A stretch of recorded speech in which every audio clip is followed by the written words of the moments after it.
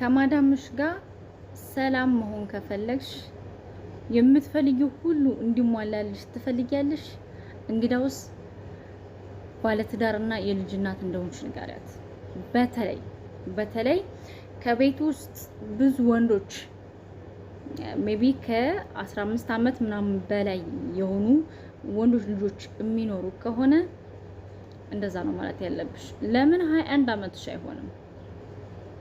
አግብቻለሁ፣ ታስሮልኛል፣ በልጅነቴ ነው የተዳርኩት በያት። አሁን እኮ የተሻሻለ ጊዜ ነው፣ እንዴት ልጅ ነሽ ምናምን እንዳትልሽ። እኔ በ17 ዓመቴ ነው የተሰደድኩት። በዛን ወቅት አግብተሻል ፕሮሚስ አለሽ ነው እንደዛ ያለችኝና በዛ ሰዓት ላይ እንዳሁኑ ብዙ ልጆች ኤክስፒሪየንሳቸውን ልምዳቸውን ስለማያካፍሉን ምንም አይነት ልምድ የለንም።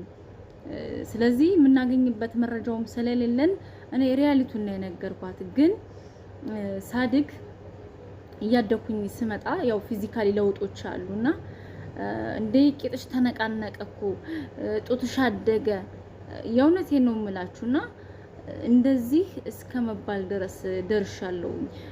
በሷ ፊት ለፊት እንደዚህ ካለፍኩኝማ ፊቷን እንዴት እንደምታረግብኝ ማለት ነው። ይሁን በቃ ባይኗ ቂጥ ነው የምትተኛ። አይኗ ቂጥ ራሱ ሐረካት አለው፣ ሼፕ አለው ይሆናል አይደል? እንዲህ ምናምን ስትለው ማለት ነው ሐረካት አለው እና ስቅቅ ብዬ በራሴ ሰውነት ነበር የምኖረው ያሳለፍኩት ጊዜ ማለት ነው።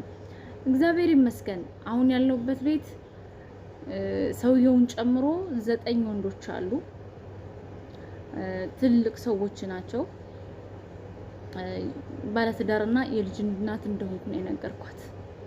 ሰላም ነን። አንድም ቀን እንደዚህ